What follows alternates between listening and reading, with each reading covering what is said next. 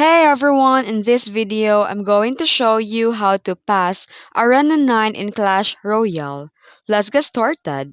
First, we need to understand that Arena 9 introduces a stronger cards like P.E.K.K.A, Electro Wizard, and Balloon. Because of that, solid defense is your top priority. Use a reliable defenders like Musketeer, Mini P.E.K.K.A, or Cannon to stop enemy pushes efficiently. Next, cycle the cheap cards, use skeletons or ice spirit to distract troops and keep your elixir low.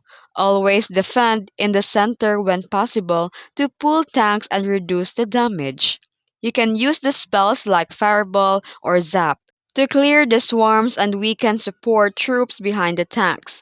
Once you successfully defend it, turn that defense into offense by sending your main win condition like Hog Rider or Royal Giant supported by Musketeer or minions.